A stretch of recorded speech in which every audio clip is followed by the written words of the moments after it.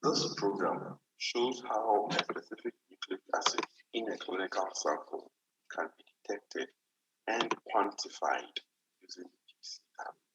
This is accomplished by detecting the accumulation of the amplified PCR products as they are generated in the reaction. And so the process is called real-time or RT-PCR. To understand how amplified PCR products, also called amplicons, are detected in real time, let's first. This program shows how a specific nucleic acid in a clinical sample can be detected and quantified using PCR. This is accomplished by detecting the accumulation of the amplified PCR products as they are generated in the reaction. And so the process is called real-time or RT-PCR.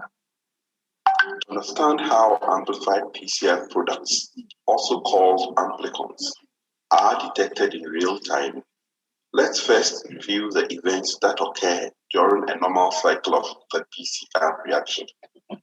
Recall that the first step in any PCR cycle is to raise the reaction temperature and melt double-stranded DNA.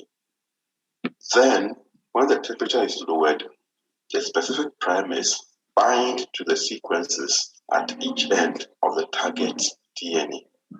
The intervening DNA can then be synthesized by polymerase reaction in opposite directions.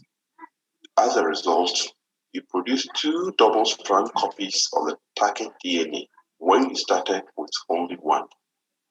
If you have any confusion about this basic process, it might be a good idea to review the program on basic PCR once again. To detect the generation of new amplicons in real time, the PCR reaction requires an additional ingredient, a single-stranded DNA probe designed to hybridize to the part of the DNA sequence synthesized between the two primers. However, unlike the primers, this probe is modified in a special way. One of its nucleotides is labeled covalently with a fluorescent molecule, and another nucleotide is labeled with a fluorescence quenching molecule. The quencher rapidly absorbs any light energy emitted by the fluorescence molecule as long as it remains in close proximity. Now, let's look at what happens when this additional ingredient is present during a single cycle of PCR. As the primers bind to the separated strands of DNA, the probe also finds its complementary sites between them.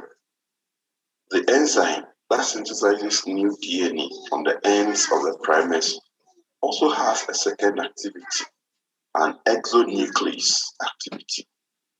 So when it encounters double-stranded DNA in its path, it will disassemble the strand that is in its way and replace all of the nucleotides. The polymerase cuts through the probe. Note that the nucleotide bearing the fluorescent marker and the one bearing the quencher are separated from one another. In the absence of a nearby quencher, The fluorescent molecule can now emit detectable light when stimulated. Each time another amplicon is produced, a fluorescent marker is released from its neighboring quencher. Therefore, just as the number of amplicons doubles in each PCR cycle, the amount of emitted fluorescent energy also doubles. This light generation can be monitored during the PCR reaction in a thermocycler that is equipped with a fluorometer. So if you begin with a clinical sample that had only one copy of the target DNA, it could take 40 or more cycles before the amplicons are detected by a fluorometer in a specialized thermocycle. However, if the original sample contained 32 times more copies of the target DNA, then the fluorometric detection would occur after 5 fewer rounds of PCR. And if there were 1,024 more target DNA sequences in the original sample, then the fluorescent signal will be detected 10 rounds earlier. So the amount of specific DNA in the clinical sample is determined by reference to the round of PCR in which the amount of fluorescence first crosses the threshold of detection. RT-PCR is most commonly used to quantify the burden of viruses in the blood of patients with HIV, hepatitis B, and other viruses. But HIV is an RNA virus. It has no DNA, and the RNA that it possesses is single-stranded. So, how can this method work? The answer is that RNA from an RNA virus can be quantified after it has been copied and converted to double-stranded DNA. This animation shows how this is accomplished. First, the viral RNA is released from the virion. Then, a complementary DNA strand is synthesized from the viral RNA using purified reverse transcriptase, just as it does in natural HIV replication. In some protocols, a specialized RNase enzyme is then added to nick the RNA and allow it to be degraded. Whether or not this is part of the procedure, the next key step occurs when a DNA polymerase and a primer generate a complementary DNA strand, just as in the PCR reaction. At the end of this reaction, a single strand of viral RNA has been converted to a double-stranded DNA that has the same sequence of nucleotide bases. The qualitative PCR reaction can proceed as described previously.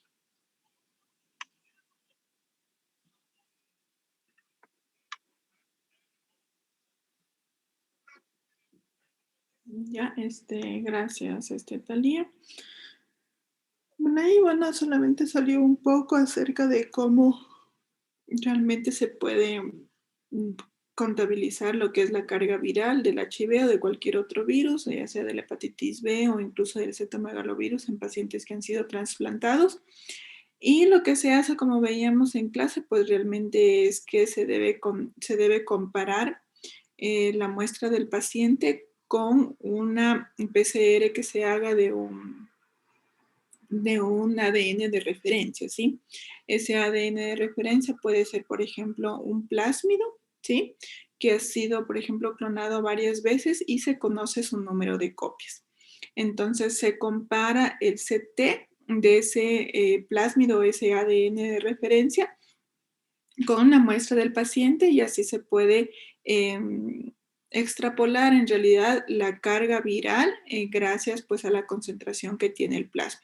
Si por ejemplo la muestra del paciente, la fluorescencia o el CT es mayor, por ejemplo el ADN de referencia tiene un CT de 16 y digamos el CT de la muestra del paciente es de 17, pues entonces vamos a demostrar, el equipo me va a sacar los resultados y va a determinar cuántos números de copias tiene en comparación con el ADN de referencia, ¿sí? Entonces, esa es la forma para hacer, digamos, lo que es PCR cuantitativa cuando se hace lo que es carga viral. Ya, bueno, lamentablemente no han habido videos, sí, que demuestren eso, cómo el equipo en realidad nos puede hacer esa contabilización y cómo extrapola los resultados comparándolo con el ADN de referencia y y el de la muestra de cada paciente. Ya, bueno, creo que eso es todo con los videos. Yo solamente quería indicarles un video adicional. Esperen un ratito para que vean en lo que es la PCR en tiempo real. Ya les comparto este rato.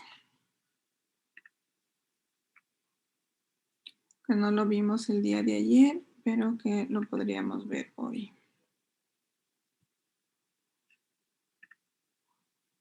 Ya.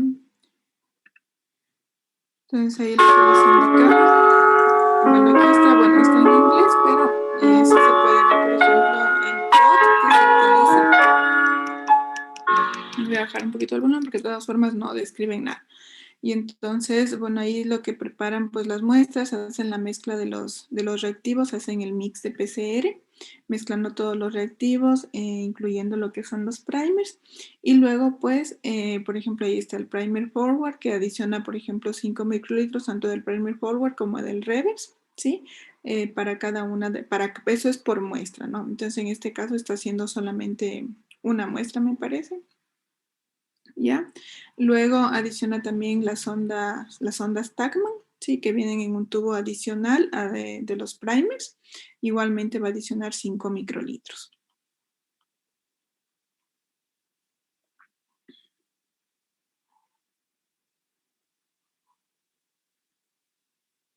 Ya, luego alicuota, por ejemplo, ya el mix dentro de los 96 pocillos, ahí está el plato que les mencionaba o el plot, ¿sí? De lo que es para los equipos de PCR en tiempo real, entonces para los termocicladores en tiempo real, y ahí vemos, como les mencionaba, son bastante parecidos a los que se utiliza a los pocillos de microtitulación para ELISA. Sí, igualmente tienen 96 pocillos. Ya es bastante parecido. Incluso aquí creo que tienen unos pocillos de microtitulación para ELISA, ¿no?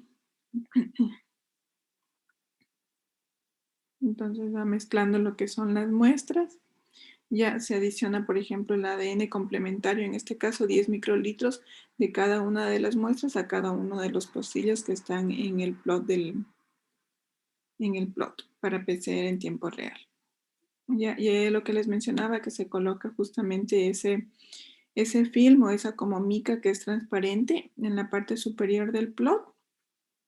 Sí, hay que cubrirlo muy bien, sí, que no queden espacios en blanco y que no queden espacios sin pegarse. Sí, se despega esa lámina blanca y luego se pega en el plato. Ya, y aquí se va a utilizar un termociclador, un Applied Biosystems, ya, que es el que yo utilizaba en realidad. Ese es el que yo utilizaba. Y viene con esa peineta para garantizar pues que se pegue bien la mica. Y ahí está, bueno, el termociclador que es Apply Biosystems. Entonces coloca el plot justo que entra justo en la ranura. Se cierra luego la tapa. ¿Ya? Y luego corre pues el programa. ¿Sí? Entonces ahí, por ejemplo, en este caso en el software, se selecciona cuáles son las muestras que se ha colocado en cada uno de los pocillos, ¿ya?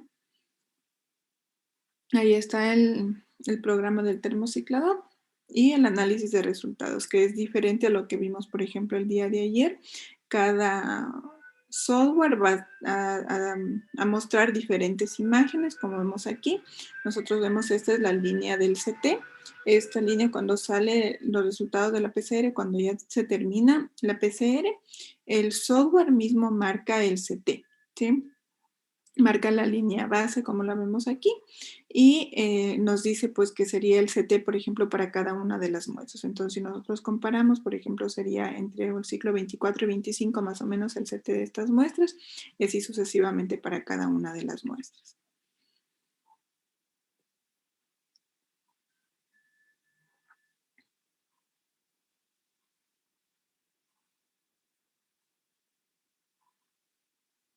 Ya, aquí, por ejemplo, en esta otra pestaña salen, por ejemplo, el CT de cada una de las muestras, sí, cuál es el ciclo y todo eso, y la identificación de las muestras luego que se hace la PCR, sí, y eso sería todo, ya.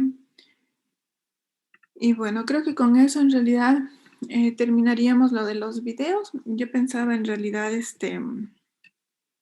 darles la clase de hoy, lo que es bioinformática y lo que es el Peak Primer y todo eso, pero lamentablemente como ustedes no van a exponer todavía, me parece, la siguiente semana lo de el documento que les dije, ¿no es cierto?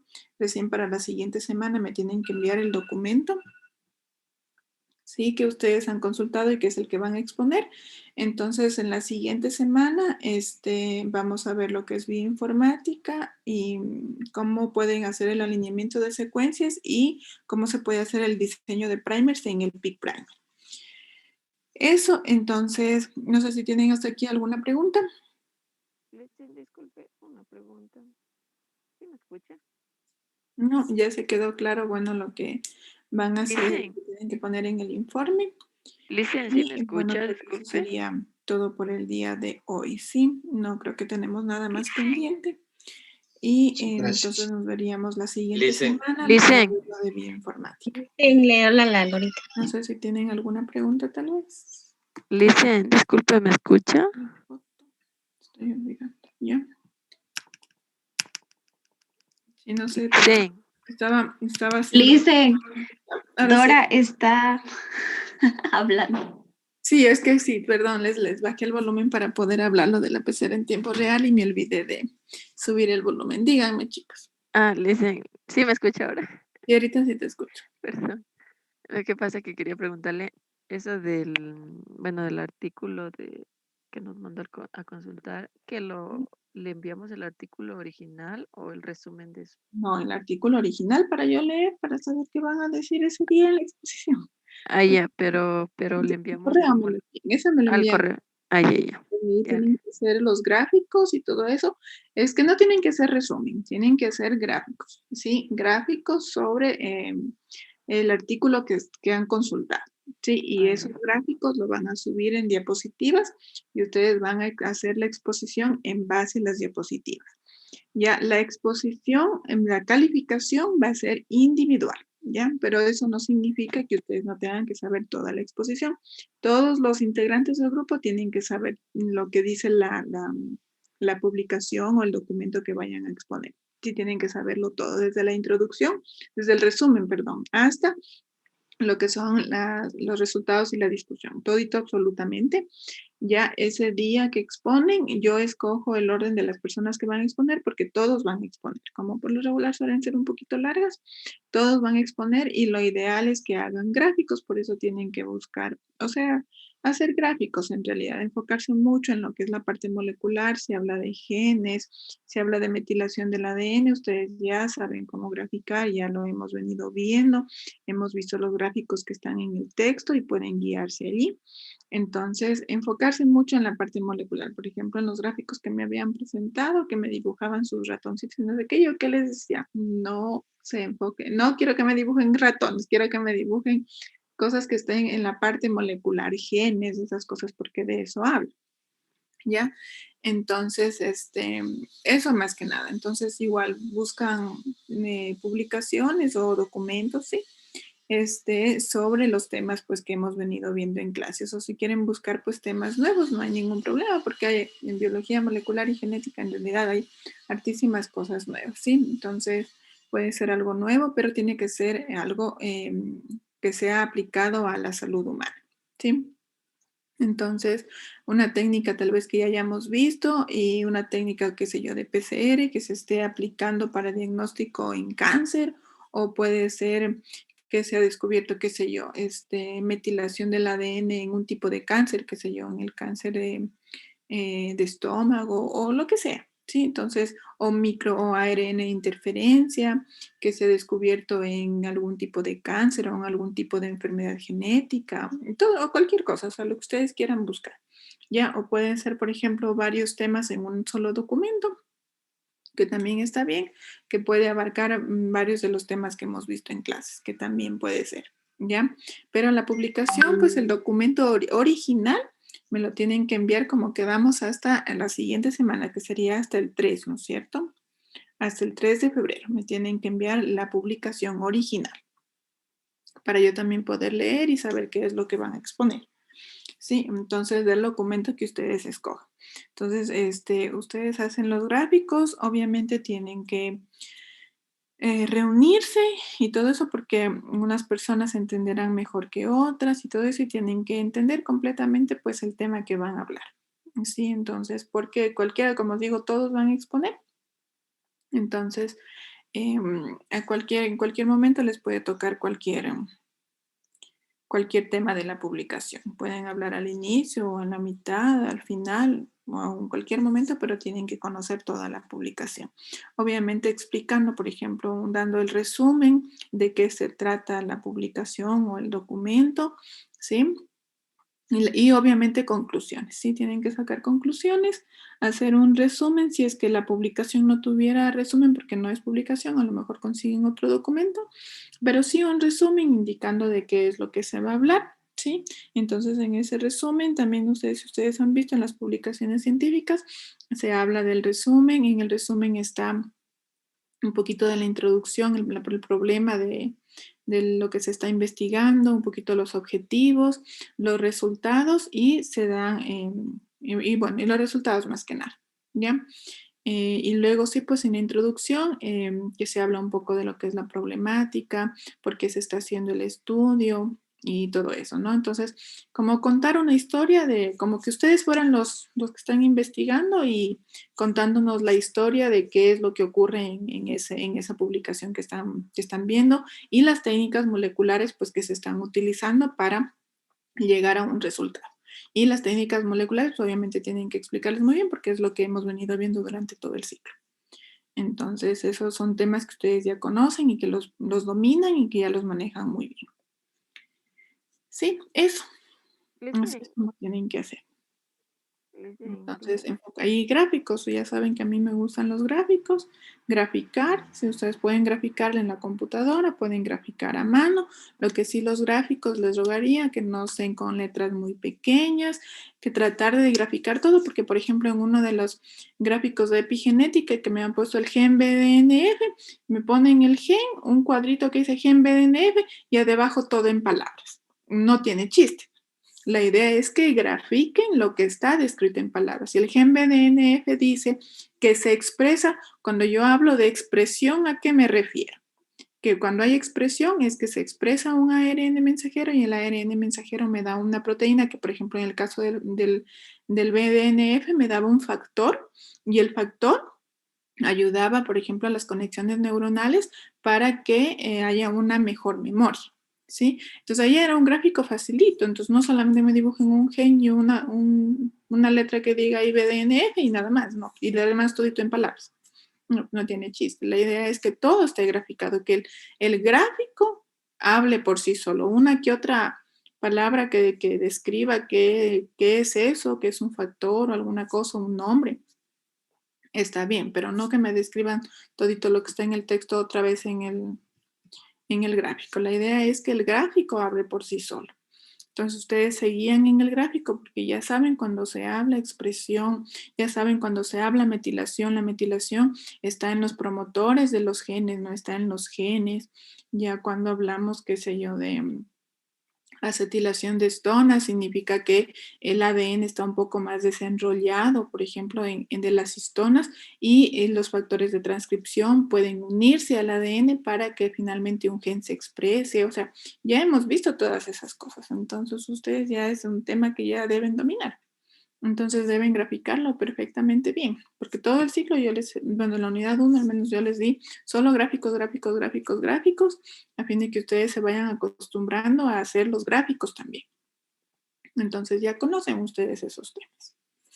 Sí, eso, entonces por eso no en las diapositivas, si voy a calificar eso, o sea, que los gráficos no estén sobremontados, que la mayor cantidad sea gráficos. Obviamente habrá cosas que no precisamente podrán graficar y que podrán hacer un esquema o alguna otra cosa, sí, pero en las cosas que se pueden graficar y si no consta gráficos, eso les baja el puntaje.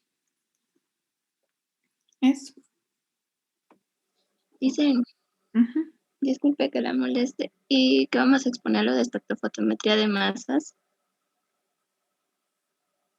Vamos a exponer. ¡Ah! Cierto, ni me acordaba de la espectrometría de más, se me voló de la cabeza. ¿Qué les mandé a hacer eso? Ya ni me acuerdo. Me tocaría ver el video.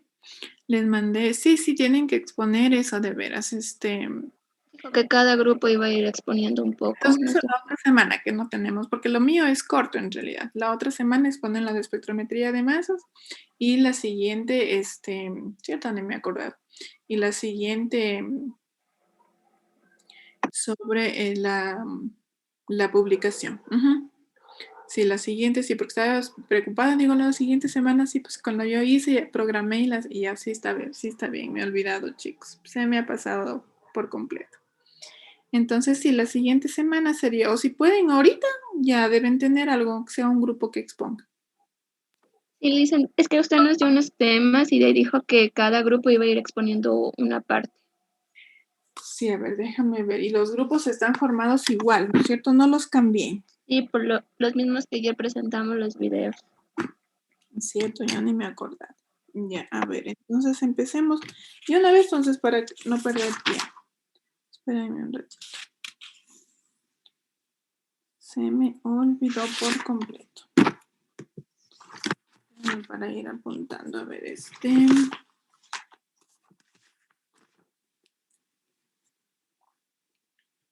Y yo, para ser sincera, tenía claro que leer lo de la espectrometría de masas. Ni me acordé ni he leído, porque como les dije, yo no me acordaba.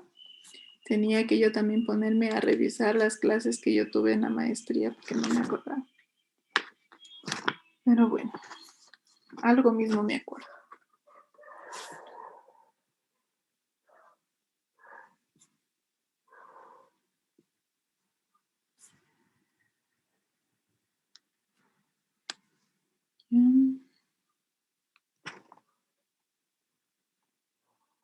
A ver, el grupo de Damaris, Jordan, Nailea y Kelly. Exponen primero. Damaris, Jordan, Nailea y Kelly Jiménez. ¿Ya? Así están los grupos, ¿no es cierto? Y le dicen, sí, creo. Ya. A ver, déjenme abrir mi archivo. Que ahí tengo. Para acordarme, no me acuerdo.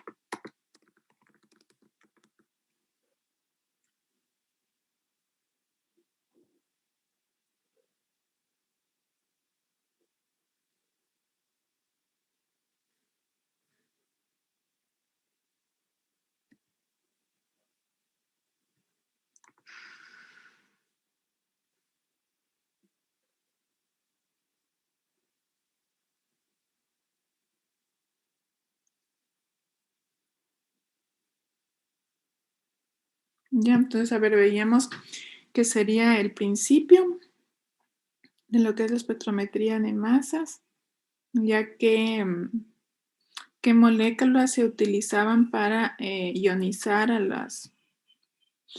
los péptidos. Ya, a ver, empecemos por ahí con Damaris, Jordan, Ale y Kelly. A ver, empieza a ver, hablen.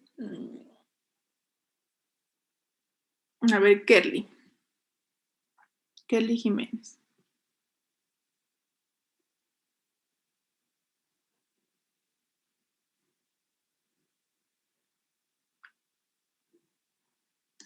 Kelly no está. No, Nailea está. Nailea, sí estás, Nailea. Y le dicen, buenos días. Disculpa, ¿me podrías repetir? Hablar sobre el principio así creo que les dije en ese orden, ¿no? Sobre el principio de la espectrometría de masas, en qué se basa, ¿sí? ¿Qué es lo que hace la espectrometría de masas? Dicen se le, ¿cómo se llama? Comparto pantalla para las diapositivas, o así nomás. No lo escuché, Liz. El principio de lo que es la espectrometría de Ah, masas ya. y las moléculas que se utilizan para ionizar a las biomoléculas. Ya, a ver, el principio generalmente consta en que se va a introducir una molécula a un equipo en donde este va a estar, va a tener un campo electromagnético o también electrónico.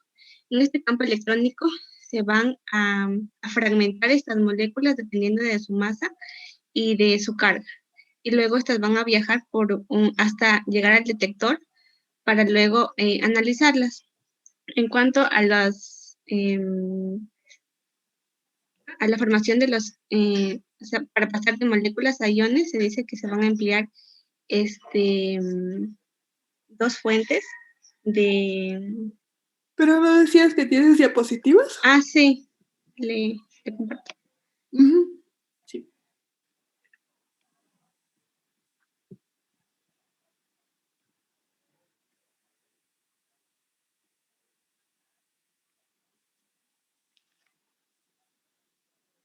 ¿Sí ven?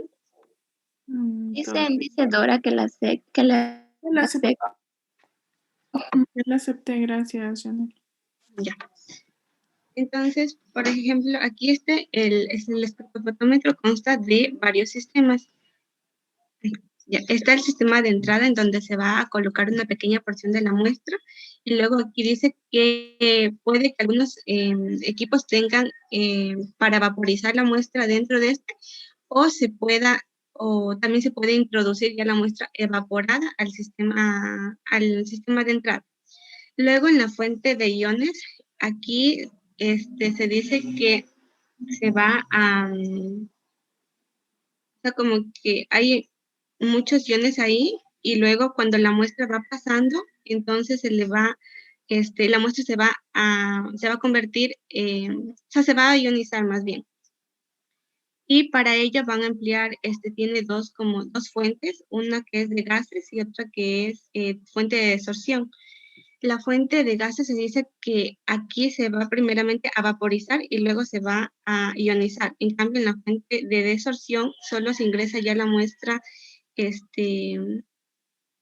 líquida o sólida y aquí en esta fuente o sea, pasando del sistema de entrada y a la fuente de iones se va a ionizar. Ya, en cuanto al analizador de las masas, es por donde es allí donde se encuentra un campo electrónico o electromagnético, en donde estas se van a separar, o sea, las moléculas se van a ir separando dependiendo de la masa y de la carga que tienen estas. Y luego viene el sistema de detección, que es ya la parte final del equipo en donde las moléculas van llegando dependiendo de la masa y de la carga y este sistema de detector las va a detectar. Y luego viene un sistema de lectura y en sí eso se basa el principio de la espectrofotometría de masa. De espectrometría, no espectrofotometría, espectrometría. Ya, espectrometría de masas, ¿ya? Listo, sí, sí está bien. Nailea, muchas gracias, ¿ya?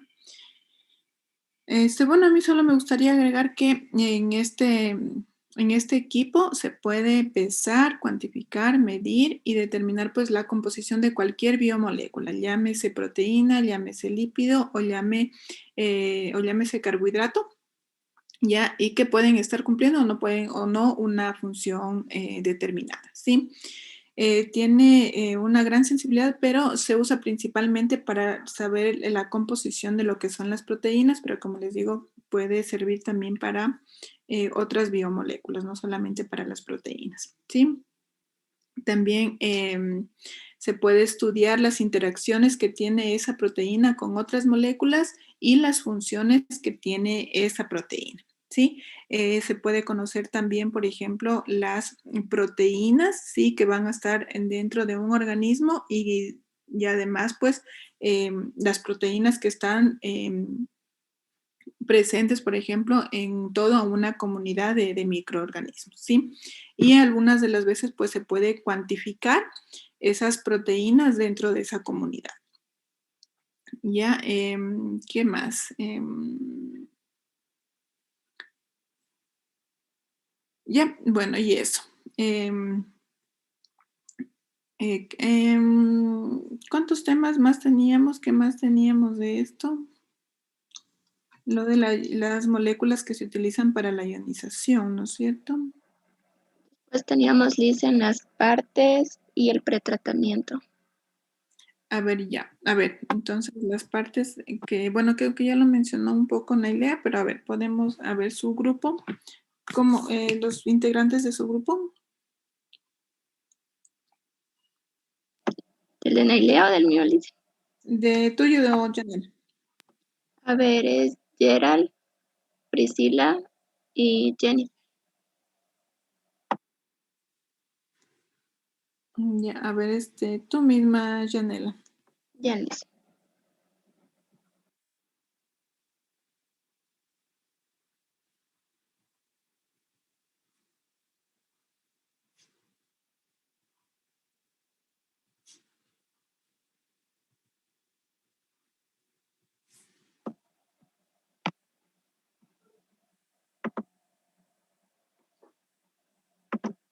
Este proyecto, Liz.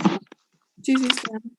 Como mencionó Nailea, el espectrofotómetro está constituido por el sistema de entrada, por una fuente de iones, por analizadores de masas, el detector, un sistema de vacío y el lugar donde se va a almacenar y procesar los datos. El sistema de entrada dice que este nos permite introducir una pequeña cantidad de muestra en el espectrofotómetro de masas, pero dice que depende de la naturaleza de las muestras, se puede realizar una introducción indirecta o una introducción directa. Se dice que la introducción indirecta es, aquí se dice que la muestra se va a evaporizar en un recipiente externo, se dice que este puede ser un balón de vidrio o de metal, y este va a mantener en su interior una temperatura elevada, especialmente se utiliza para muestras de gases o aquellas muestras líquidas que tienen un punto de ebullición inferior a 200. Después tenemos la introducción directa. Vuelta aquí dice que las muestras se introducen directamente en la fuente de iones y esto se da por una varilla metálica. Esta varilla metálica dice que contiene en su interior un capilar y en ese capilar se va a colocar la muestra. Después tenemos la fuente. Dice que una vez que se ha se ha introducido la muestra, esta se va a convertir en iones. Se pueden dar mediante dos métodos. El más utilizado se dice que es la ionización por impacto o bombardeo electrónico. Aquí dice que las moléculas de las muestras son ionizadas por medio de un haz de electrones que contiene una elevada energía. Y el otro tenemos el método de ionización química. Se dice que aquí para ionizar las moléculas de las muestras se van a utilizar un agente ionizante. Como tenemos aquí, este dice que este agente ionizante va a transferir su carga a las moléculas de la muestra mediante una reacción biomolecular. Después tenemos el analizador de masas. Se dice que a la salida de la fuente de iones existe una mezcla de diversos iones, pero se dice que estos deben ser separados para ser analizados de forma individual y esto se da en los analizadores de masas. La principal función de estos es separarlos en función de su relación masa-carga. Una vez separados, se dice que van a ser llevados al detector y esto ocurre debido a un campo magnético que existe que contiene un electroimán. Este electroimán va a hacer que los iones de igual carga generen diferentes trayectorias con diferentes radios, obteniendo especialmente dos picos. El número de picos de bases es este. Se dice que este es el más intenso y aparte de este también se produce el número de picos molecular en el que se dice que este es el ion molecular más estable. Existen diferentes analizadores de masas y esos van a ser explicados más adelante. Después tenemos el detector. Aquí se dice que el haz de iones va a ser convertida en una señal eléctrica que va a ser amplificada y almacenada en un procesador.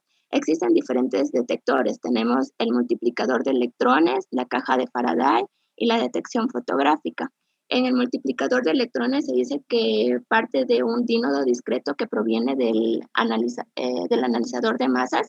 Se dice que este se va a enfocar hacia un primer dínodo.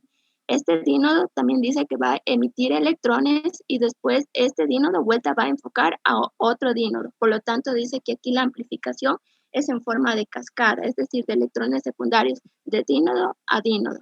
Después tenemos la caja de Faraday. Aquí dice que vuelta los iones positivos. Una vez que ingresan aquí a un colector, que es esta parte de aquí, estos van a ser neutralizados por electrodos. Estos electrodos se dice que se encuentran dentro de la caja de Faraday. Por lo tanto, aquí se dice que la amplificación va a ser directamente proporcional al número de iones y al número de carga de los iones. Y después tenemos otro método que es la detección fotográfica. Se dice que una vez que en las placas incida un haz de electrones, estas se van a procesar por medio de técnicas fotográficas, pero su lectura se va a hacer en un densitómetro. Y después tenemos un sistema de vacío. Se dice que es importante que exista un sistema de vacío porque nos va a ayudar a que en el camino no exista colisiones, es decir, va a permitir que exista un recorrido libre hasta que llegue la muestra al detector. Puede hacerse este sistema de vacío se puede lograr mediante dos métodos. Una es la bomba difusora de aceite y la otra son las bombas turbomoleculares.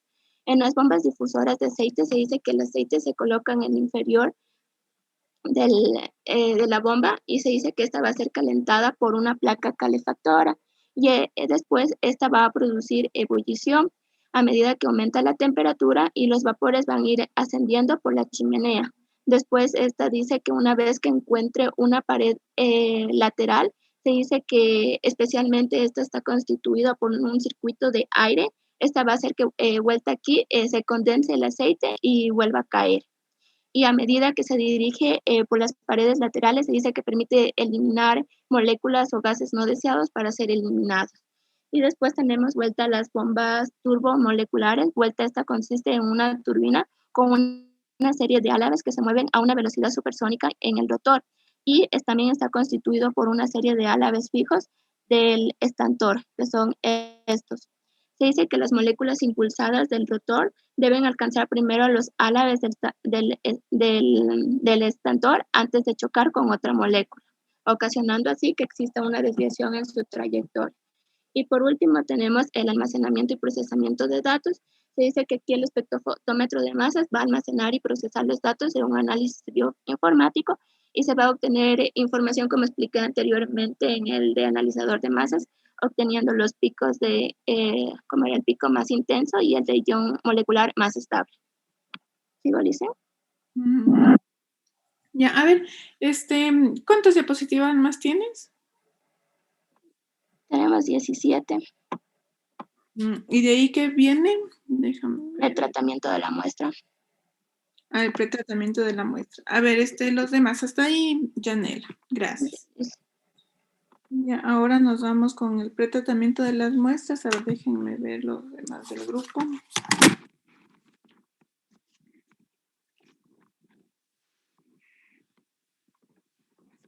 A ver, el grupo de Dora, Jessica, Yulady y Oscar. A ver, expone Oscar.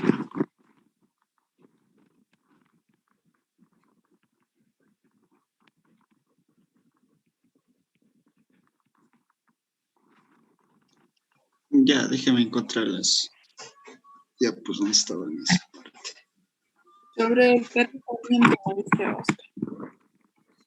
Tratamiento. Ya, espera.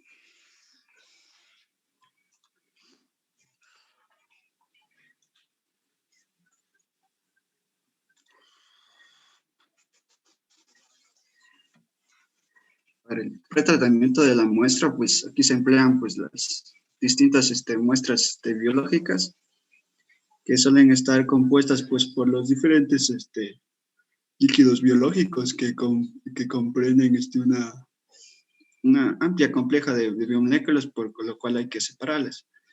Pero cuando nos vamos a medirlos en el espectrofotómetro no lo podemos hacer directamente, sino que es necesario realizar una preparación previa para en este caso ionizar las moléculas. Existen técnicas que se emplean para el tratamiento de esta muestra, como la cromatografía de fase reversa, la cromatografía de fase normal, la cromatografía de intercambio iónico, la captura de afinidad, otras técnicas como la purificación, el fraccionamiento. El fraccionamiento vendría a ser la electroforesis.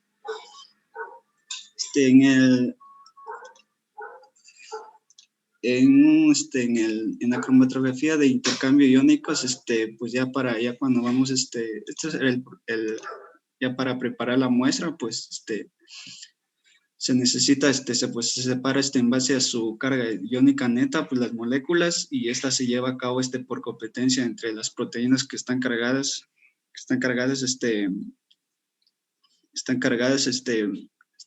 en una superficie de en grupos totalmente opuestos en una matriz. Y que aquí nos dice que, por ejemplo, para poder separarse estas proteínas, pues es importante el pH, que esté por encima. Por ejemplo, cuando el pH está por encima en una matriz, la matriz se va a cargar positivamente, mientras que cuando está por debajo, una proteína podrá unirse a la matriz que está con carga negativa.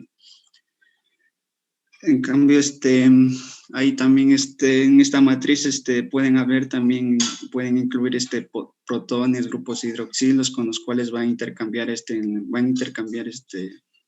o se van a unir las diferentes moléculas a la matriz. En la matriz, pues la matriz ya, como ya sabemos, consta de una fase estacionaria y una fase líquida. La acción de la matriz, la elección de la matriz de intercambio iónico en la fase estacionaria está basada en diversos factores, como son la fuerza del intercambio de iones, el flujo o el volumen de la muestra, o las propiedades de la muestra.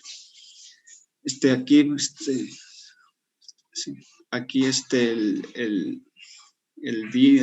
el dimetil, el DAI y el amonio cuaternario, aquí estos son empleados como intercambiadores iónicos aniónicos,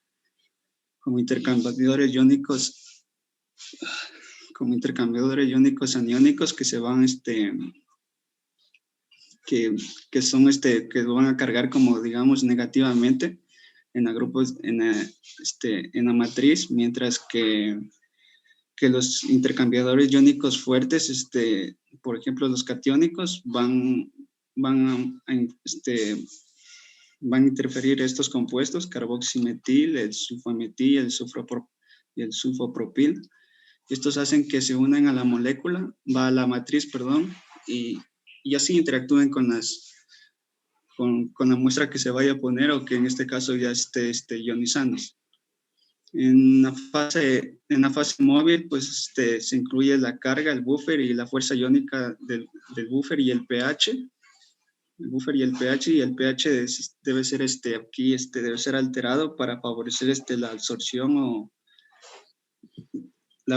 elusión de las proteínas. Por lo tanto, el valor de pH permite la unión reversible de las proteínas de interés a la matriz estacionaria.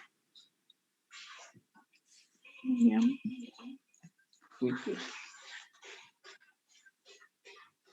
Bueno, los sistemas de ionización también. ¿Cómo? Los sistemas de ionización también.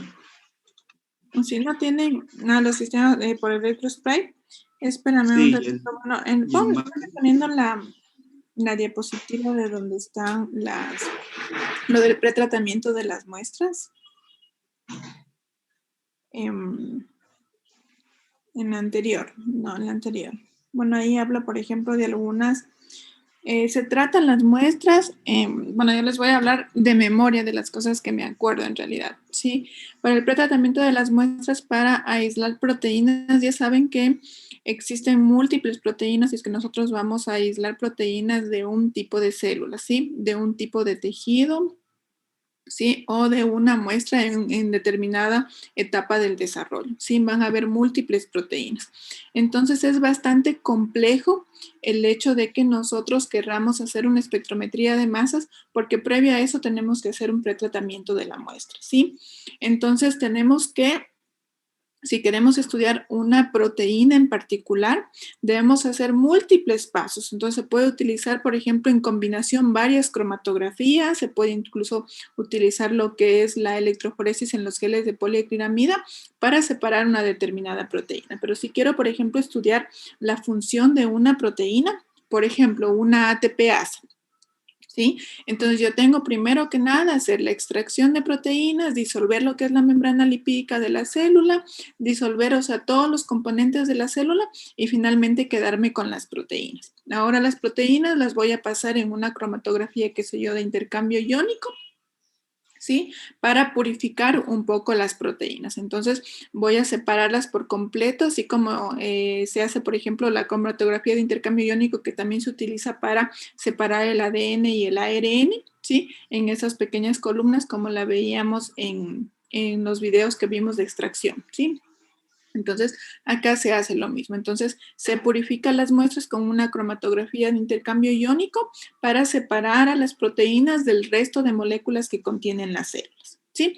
Ahora, por ejemplo, yo quiero estudiar una ATPasa. Entonces, ¿qué es lo que hago? Voy a hacer una cromatografía de afinidad. La cromatografía de afinidad es tal cual como una cromatografía normal, ¿no es cierto? Que tiene su fase estacionaria y su fase móvil. Entonces, en este caso, en la fase estacionaria van a haber anticuerpos o van a haber sustancias que sean afines a la proteína. Por ejemplo, las ATPasas. Lo que voy a hacer es en la fase estacionaria colocar moléculas de ATP. Todas las moléculas o todas las proteínas, perdón, que son afines al ATP se van a quedar unidas en la fase estacionaria y todas las moléculas que no son afines al ATP pues van a pasar a través de la fase móvil en la cromatografía, ¿sí? Entonces así es como yo voy purificando las proteínas porque si no es muy difícil estudiar, por ejemplo, un complejo de proteínas, ¿sí? A las cuales no se ha purificado y todo eso, por ejemplo, mezclar en el espectrómetro de masas. No, entonces la idea es siempre tener el pretratamiento, tener purificada una proteína en particular y luego sí, pues estudiarla en el espectrómetro de masas para conocer su composición. Entonces, lo mismo, por ejemplo, si yo quiero estudiar, por ejemplo, una polimerasa. Ya sabemos que las polimerasas son afines al ADN. Entonces, con una cromatografía de afinidad en la fase estacionaria, lo que voy a colocar son moléculas de ADN y así todas las proteínas que son afines a las moléculas de ADN se van a quedar adheridas a la fase estacionaria. Y las proteínas pues que no son afines a la ADN, pues entonces van a pasar a través de la columna por la fase móvil, ¿sí? Entonces, así es como finalmente se hace el pretratamiento de la muestra. Así como les digo, estoy hablando de memoria de lo que me acuerdo, ¿sí? Entonces, tengo que hacer pasos adicionales antes de pasar la muestra al espectrómetro de masas porque la idea es tener en lo más posible las proteínas o las biomoléculas completamente purificadas. Realmente lo que yo quiero estudiar y luego sí pasarla por el espectrómetro de masas para conocer la composición de esa proteína, ¿sí? Qué aminoácidos tiene y todo eso y de acuerdo a lo que vamos viendo. Ya, sí, ayúdame, Oscar, hablándome sobre el siguiente tema que mencionaste, que era que los sistemas de ionización. Ya, eso ayuda. Allá. Pero en el sistema de ionización, uno de estos era el ElectroSprite, que se basaba en una presión atmosférica, que aquí que es una presión atmosférica en donde se la somete a la muestra, y en donde aquí la muestra debe estar disuelta en un disolvente adecuado para pasar a través de un capilar metálico, a se le aplica, por ejemplo, un voltios o un potencial de alrededor de 3 a 4 kilobytes y presión atmosférica de un ATM, más o menos eso. Debido Entonces, debido a la repulsión de estas cargas eléctricas, el líquido que sale del capilar forma como una especie de gotas, como un aerosol precisamente, que estas gotas están altamente cargadas y conforme se va evaporando, evaporando estas gotas, las moléculas se aproximan y se repelen. Estas se repelen y cuando la repulsión de las cargas positivas vencen la tensión superficial, estallan las gotas para así finalmente pasar, ya analizarlas ya pasen así al espectrómetro de masas y analizarlo. Este análisis también se puede hacer provocando una ionización tanto también positiva como negativa y también permite la obtención de iones moleculares también, y si se desea tener fragmentación solo se debe aplicar mayor número de voltaje aquí en el cono. Eso. Y la detección mide la detección mide cuán lejos se ha desviado cada ion, y a partir de este dato se calcula el cociente de masa-carga por unidad. Con esta información es posible también determinar su composición química. Ya, a ver. Ya, gracias, Oscar. Ya el sistema de ionización por desorción. Y a ver, ayúdame eso mismo, Oscar. Y alguien más habla de los mismos temas, tanto el sistema de ionización como el sistema de desorción. ¿Ya? Ya, vuelta aquí en esta que vamos a utilizar en el sistema por disorción por MALDI, vamos a utilizar aquí se utiliza en cambio un láser, y junto con una matriz, junto con una matriz adecuada, y esta se opera mezclando también una disolución de la muestra con la matriz precisamente, y que esta se encuentra en una proporción, una relación de 10.000 a 1. La mezcla se deposita en un dispositivo que porta, bueno, aquí no está, se porta en un dispositivo que porta las muestras especialmente y que están diseñadas para que se produzca el sistema de ionización. Entonces, tras la evaporación del disolvente, también aquí los cristales se mezclan o forman una mezcla muestra matriz que se irradian con la luz láser de elevada potencia y de pulsos cortos mediante algunos nanosegundos que ionizan así ya las muestras y manteniéndolos en la fase gaseosa para que pasen al detector. Ya, listo. Ya, gracias, Oscar. Ya, a ver, el grupo de Damaris, Jordan, Ale y Kerly, igual que no hablaron mucho, ayúdame igual Nailea hablándome sobre el sistema de ionización y el sistema de ionización por desorción. ¿Ya?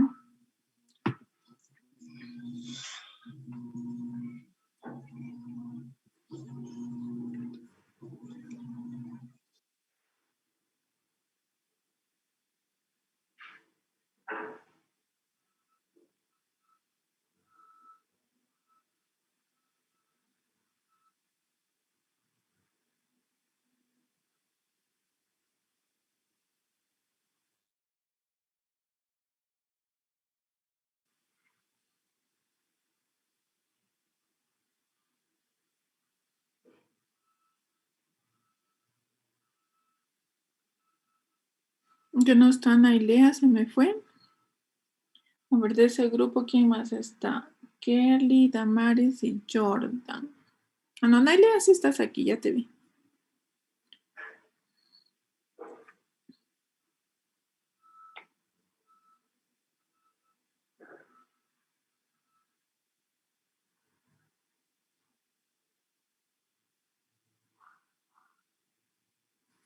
Sí, aló, sí, chicos, ¿sí me escuchan? Sí, Lizzy. Sí, Lizzy. Ya, listo, gracias. Les voy a subir, ¿cierto? Despuésito de clases, o si no más tardito, porque a las 10 tengo clases con el otro paralelo. Si no, les subo más tardecito para que hoy suban las diapositivas. Realmente me había olvidado, y el informe. Me imagino que le hicieron informe y diapositivas, ¿no? ¿Informe, Lizzy, lo sube una sola persona o todos? No una sola persona.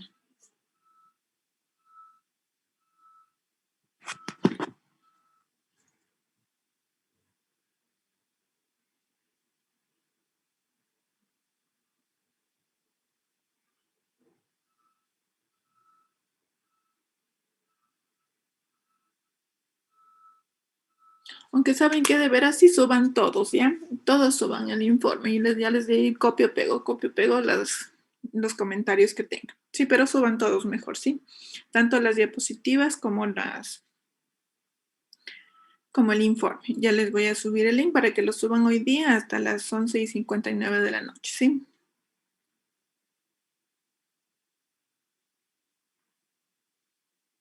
Ya, aló, Sinailea, creo que no me estás escuchando, no sé qué pasó.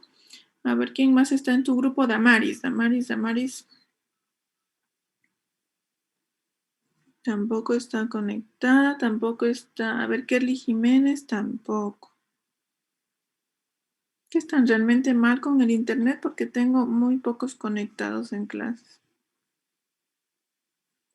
Nailea, no sé si me escuchas o no estás presente. Estás aquí como que estuvieras, pero creo que te has ido a comer o a dormir, Nailea. Le dicen, creo que está mal el internet porque el mío se me va cada ratito, no se ve las chicas. Ya, a ver, espérenme un ratito para. A ver. ¿Quién? A ver, entonces Amy, Jimena, Maleni y Luisa. A ver, Amy, Jimena. ¿Jimena está aquí? Sí, estás aquí, Jimena. A ver, Jimena, tú expones, por favor.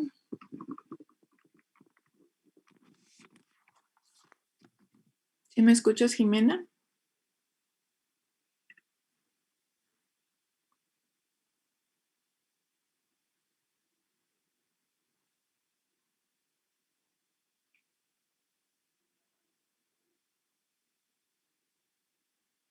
Le dicen, hoy yo lo puedo exponer. A ver, ya. No, creo que está Jimena. Creo que no me escucha. Ya, está bien.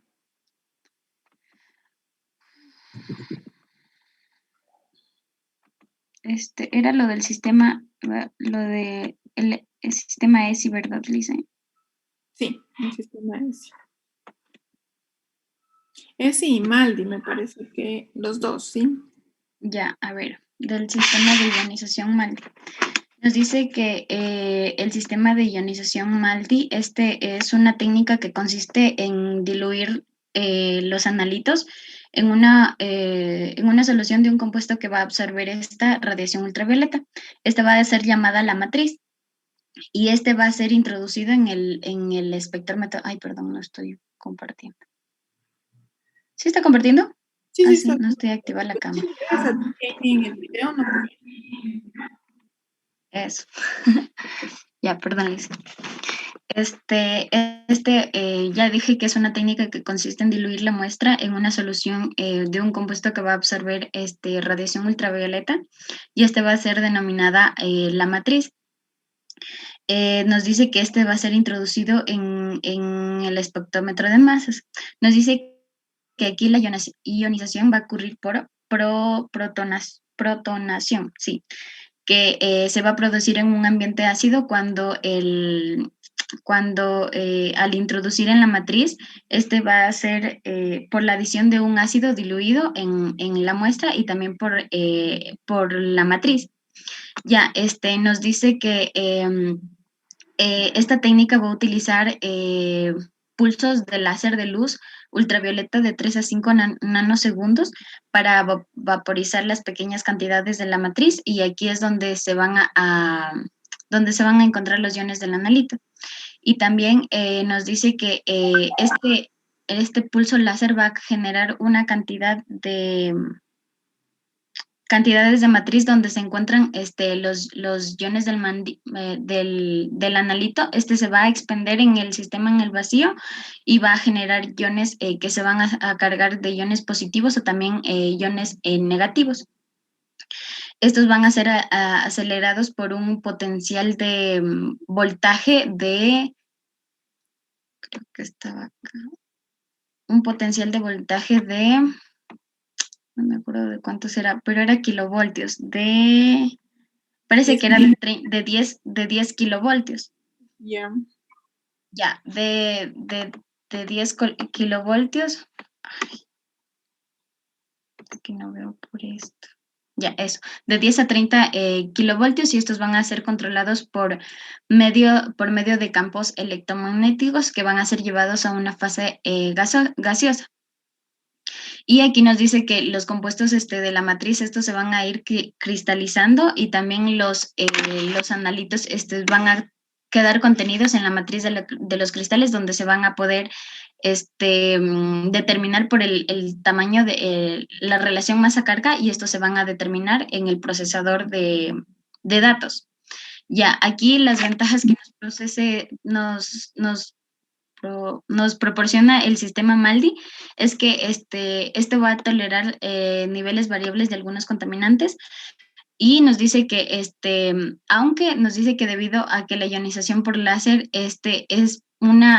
produce iones, es discreta y produce en pequeños paquetes, esto se puede combinar con una técnica que es como el time of flight, que es el MALDI-TOF, y va a determinar un sistema de gran sensibilidad.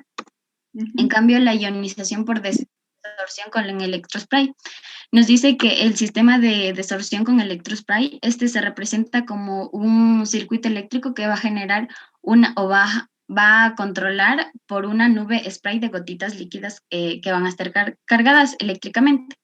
Nos dice que los iones que van a estar producidos en el electrospray son dirigidas por un chorro de gas. Este chorro de gas se va a denominar el gas jet. Va a estar a una alta velocidad, por lo cual van a impactar sobre la superficie del analito y aquí estos van a generar como segundas gotitas o gotitas secundarias. Estas van a ser expulsadas en la superficie. Van a ser expulsadas en la superficie y van a ser recogidas en el tubo iónico de transferencia en el tubo iónico de transferencia o en la entrada de la presión atmosférica, que si no me acuerdo es de 1 milímetro por mercurio. Del espectrómetro, de aquí del espectrómetro, y esto se va a analizar también de acuerdo a su relación masa-carga. Ya, y de ahí de lo de la trampa de iones. Ya, espérame un ratito para ver en mi... Ya. Bueno, me gustaría leerles un poquito nada más, solo para que quede como en resumen, ¿no es cierto? Que el espectrómetro de masas, está compuesto por 4 partes, ¿no es cierto? Que sería la fuente de ionización, el analizador de masas, el detector y lo que es el alto vacío. La fuente de ionización, pues estamos viendo los dos más utilizados, que vendría a ser el ESI y el MALDI, ¿no es cierto?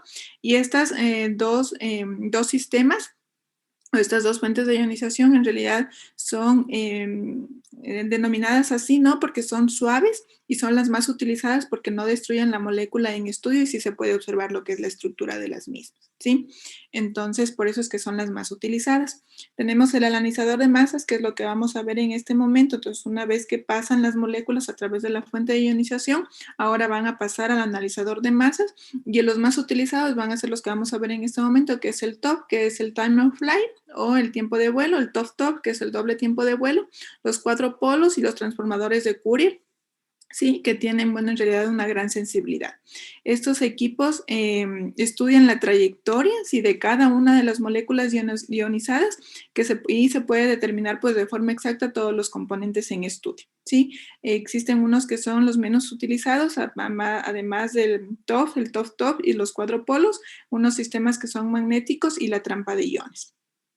Y bueno, tenemos el detector que está conectado pues realmente a un computador y va a determinar qué es lo que hay en la muestra analizada y el operador pues es el que realmente manipula ese software. Y luego tenemos pues el alto vacío, que se va a desarrollar en todo el área del análisis para que la molécula ionizada viaje de acuerdo a su masa-carga, ¿sí? Esta masa-carga pues va a viajar a través de este vacío en un determinado tiempo y así se va a obtener pues un valor, que era lo que nos explicaba Janela, ¿ya? Ya, chicas, entonces ahora, bueno, seguimos con lo que es el analizador de iones. Ya vimos lo que son las partes del espectrómetro de masas, ya vimos lo que son las fuentes de ionización, que son las dos, la ESI y el MALDI, y ahora vamos a ver lo que es el analizador de masas, ¿ya? Ahora, bueno, está Amy, Jimena. Tú misma, Amy, continuemos con lo que es el TOF, el Time of Flight, creo que tenías tú, que es el analizador de masas, ¿sí?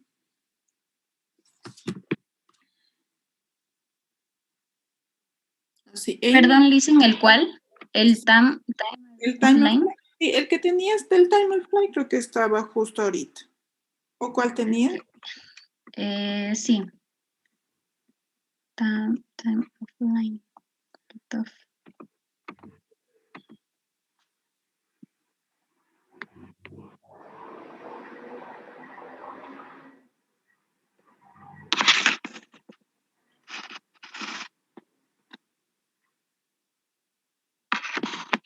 Ya. Aquí en cambio nos dice que la ionización, ¿este Listen?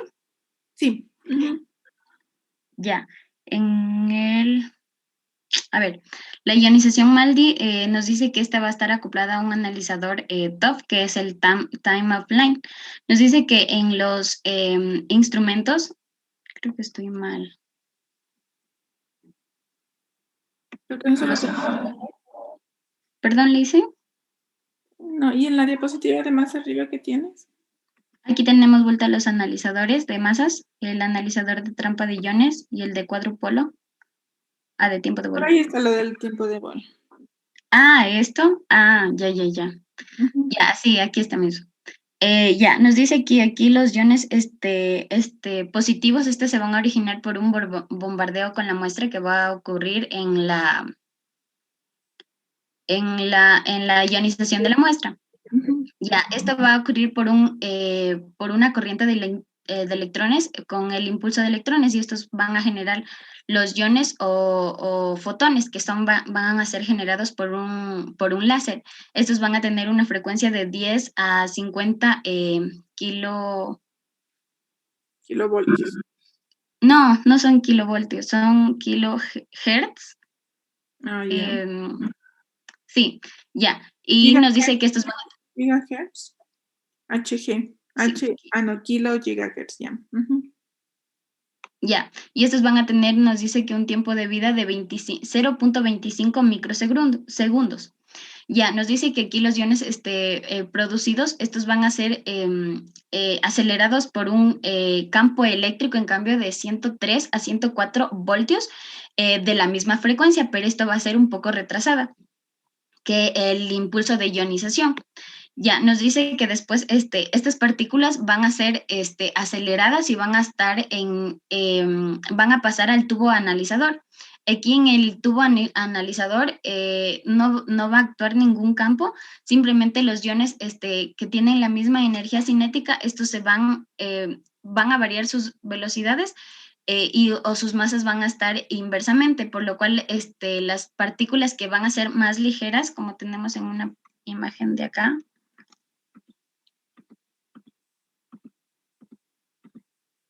aquí, donde dice que las partículas más ligeras, estas van a ser, van a ir como que más rápido, mientras que las más pesadas se van a localizar en la parte de acá. Creo que sí tenía otra. Aquí. Los iones más ligeros y los iones más pesados. Entonces, estos van a pasar y se los va a clasificar. Ya, aquí. Ya. Luego van a pasar como que antes en el detector y estos se van a clasificar. Luego nos dice que la muestra va a ser evaporizada durante un microsegundo a un pulso de electrones causado también por la ionización. Y aquí también de nuevo se le va a aplicar un potencial de aceleración en un tiempo menor, pero para generar los iones. Entonces los iones que van a ser acelerados, estos van a alcanzar una zona libre en el campo hasta que se muevan para poder ser detectados en el detector, y estos van a ser, van a pasar todo esto en el analizador, en el procesador de información, y por lo cual nos va a dar los resultados en del tamaño de de la relación masa-carga, o sea, las moléculas nos van a dar ahí de acuerdo a su masa y de acuerdo a su masa que van a ser clasificados. Solo eso. Ya, entonces, ¿de ahí cuál tienen otro? Ya, bueno, hasta ahí está bien, Amy. De ahí me queda ya solo un grupo nada más, ¿no es cierto? ¿Quién me queda?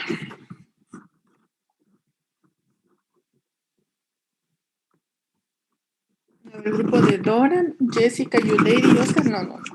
¿Qué grupo me queda? A ver, el de grupo de...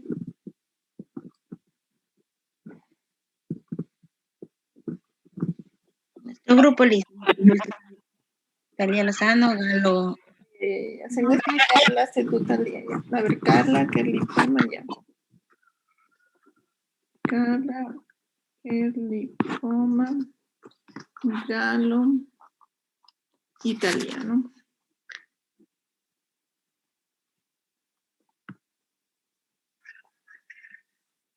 Ya, espérenme para ver en mi documento, porque si no yo estoy en el aire aquí, porque no leí, fui una mala estudiante, me olvidé, me olvidé, así realmente me olvidé, chicos. Y el sistema ESI, que ya lo vimos, el sistema MALDI, y de ahí los analizadores, el cuadro. Entonces nos falta, a ver, el tiempo de vuelo, que es el que acabamos de ver. Ya, entonces nos faltaría lo que es el cuadropolo, la trampa de iones.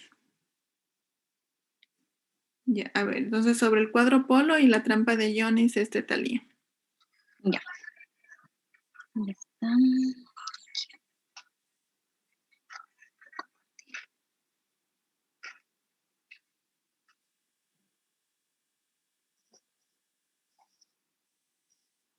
Ya. Estamos, ¿no? Sí. Ya. En el espectrómetro de masa de cuadropolo, aquí se dice que este es el más utilizado por su alto desempeño analítico y una facilidad de uso. Este sistema consta de lo que son 4 barras, puede decirse, que se encuentran ubicadas en grupos de 2. 4 cilindros.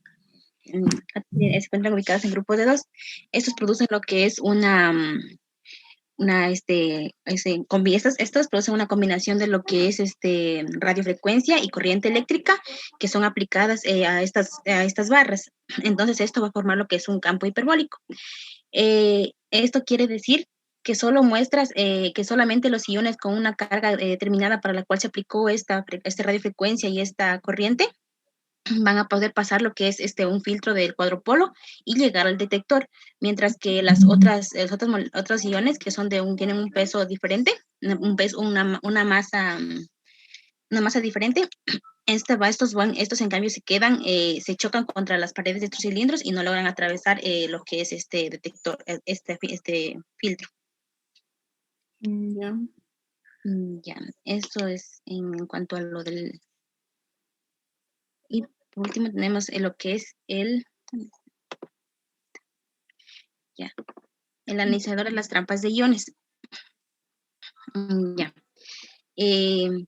Aquí esto nos explica que como dice trampa de iones, está formado por lo que es un anillo eléctrico, un anillo y barras laterales que no tienen una carga o que están conectadas al suelo. Dentro de este anillo o dentro de esta fuente, se crea lo que es un campo magnético, puede ser o electrónico, para retener lo que son las moléculas de una determinada masa carga. Entonces, aplicando este principio, se retienen solo ciertas moléculas con ciertas propiedades que después van a ser pasadas a lo que es al detector y así ser analizadas. Ya. Esto era lo que... Les dije que consulten también los sistemas híbridos, ¿no es cierto? Entonces ahí habla del Malditov. Sí, así es el Malditov, sí. Pero ya lo explicaron arriba, el del Malditov y ahí yo lo explico, ¿no? Sí, pero ustedes hablaron un poquito. Ya nos dejó al último también.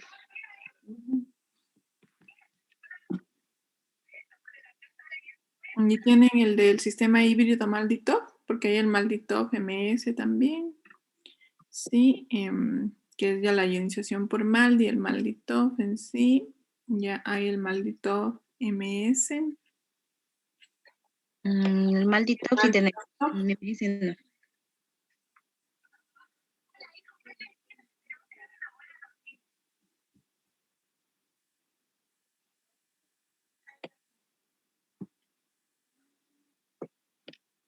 ¿Le hablo sobre el Malditop? Sí. Ah, ya.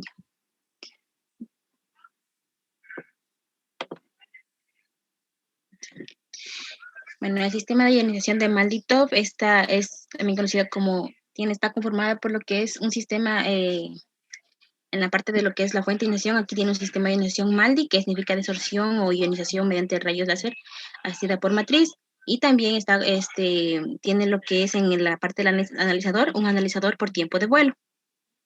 Ya. En esta es una técnica de ionización suave que va a permitir lo que es el análisis de moléculas, ya sean proteínas, péptidos, azúcares, que son delicadas, y también de otras moléculas orgánicas grandes, como son los polímeros o macromoléculas. Ya. Ya. El fundamento de esta técnica en sí consiste que a la muestra, esta se va a mezclar lo que es con una matriz.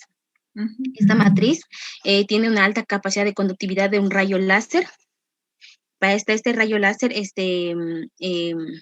viaja, tiene una longitud de onda lo que es 333 nanómetros. Este se va a introducir se va a dirigir a lo que es a la matriz y va a provocar lo que es la ionización de las moléculas. Estas así van a viajar desde lo que es la fuente de ionización hacia lo que es el detector. El analizador. Dentro de este analizador, como dice tiempo de vuelo, el fundamento es que aquí las moléculas que son más pesadas les va a costar atravesar este espacio, por lo tanto se van a quedar rezagadas, o sea, más atrás de lo que son las moléculas livianas, que con mayor facilidad van a avanzar hacia lo que es el detector. Así los iones más livianos van a impactar contra este detector y se va a recoger la información generada por estos iones en un espectro de masa, y se va a generar lo que es el espectro de masa de este compuesto analizado. Ya, listo. Ya, está bien. Ya, y ahí se va pues a graficar y se van a formar los picos. Y finalmente lo bueno, como les mencionaba, de los espectrómetros de masas, que pueden estar conectados, por ejemplo, a las bases de datos. Y finalmente esos picos van a ser comparados con las bases de datos, sí, que están subidas prácticamente en el internet, y nos va a indicar, por ejemplo, qué tipo en este caso estamos hablando de proteínas, pues qué tipo de proteína es, porque tiene, por ejemplo, los mismos componentes de otras proteínas que ya han sido analizadas previamente. Entonces, nos puede decir si es que en realidad es una proteína nueva o si es que es una proteína que ya se ha analizado previamente en otros estudios. E incluso ya pueden decirnos, incluso en esas bases de datos, por ejemplo, ya nos indican si es que ya se conoce, por ejemplo, la función de esa proteína, dónde es el dominio de función en esa proteína y todo eso, ¿sí? Entonces, que nos mencionan todas esas cosas. Ya, muchas gracias, Thalía. Y creo que, bueno, entonces eso sería todo por el día de hoy. No sé si quieren adicionar algo respecto al tema. Ahora, con respecto a qué van a estudiar, voy a tener que leer primero los informes para lo que es el examen. Voy a tener que leer los informes primero para ver cuál me gusta más y de acuerdo a eso, pues les digo, estudien para lo que es el examen, ¿sí? O puedo hacer una combinación de varios en un solo documento para que ustedes estudien a partir de ahí. O no sé si sacaron, por ejemplo, de un solo documento todo lo que consultaron o consultaron de varios documentos para ver los documentos originales. Yo de varios, Liz. De varios, Liz. ¿De varios consultaron? Sí, porque yo también, lamentablemente, yo tengo mi documento de la maestría, pero eso no les puedo pasar. Entonces, y tampoco es de un texto, no sé de dónde sacarían, pero es mi documento de la maestría, entonces realmente no sé de dónde podemos sacar de un documento o de un libro o qué sé yo, que sería mejor. Pero bueno, en ese caso, voy a revisar los documentos, los califico y todo eso, los informes, y de ahí puede ser un solo documento o escojo de todos cuál me gusta más para que de ahí estudien y de ahí puedan dar el examen, ¿sí? Entonces, eso creo que sería todo por el día de hoy. Ya les voy a subir este rato, que si tengo tiempo, les voy a subir los